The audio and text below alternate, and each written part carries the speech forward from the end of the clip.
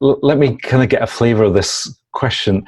A colleague saying that they're a white British counsellor who's worked with many South Asian Muslims. And it's a long question, but they're saying something about the tension between counselling theories that come from white British and American culture and the emphasis on individual development and autonomy. And the colleague saying it doesn't seem to fit with many of their clients' views of themselves as importance of family and tradition feels more bound up with the individual's identity. Mm. Who should we go? Who should go first on this one? Because I know we both. Go on. You might both have something to say about this. Yes, okay. It's a brilliant question, and it relates philosophically and ideologically to our understanding of self. Yeah.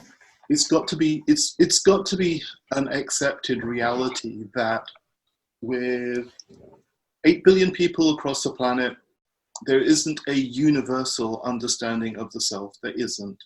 We do have a history of counselling and psychology in terms of its theoretical basis, which is Western.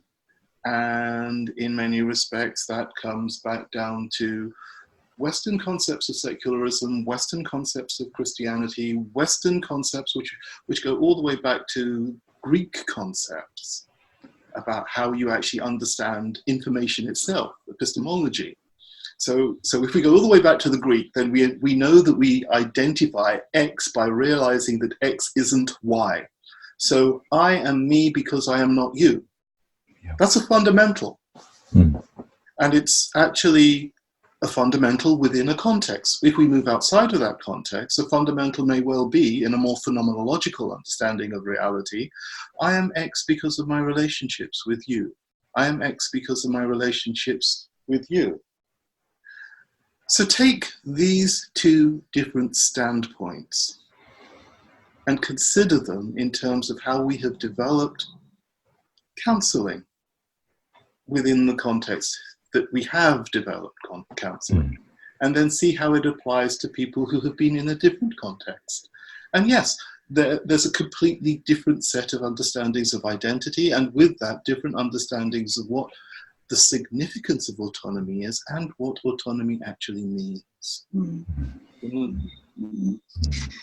Yeah, just to sort of say that, I mean, this is definitely my experience, my personal experience of having therapy, and also in my mainstream, when I had my mainstream counselling training, that's a sort of constant sense of an undermining of who I am. And an aspect of that was that tension between kind of the model that I was being taught, or the therapy model that was being used with me, and my much more relational, fluid, non-linear sense of self. And of course, I mean, that the sort of Western ideas of self of sort of, do have a global reach. So, wherever we come from now, we tend to be a little bit of a mixture. We tend to be cultural nomads. And our ideas about selves and the way that we relate to ourselves is constantly changing.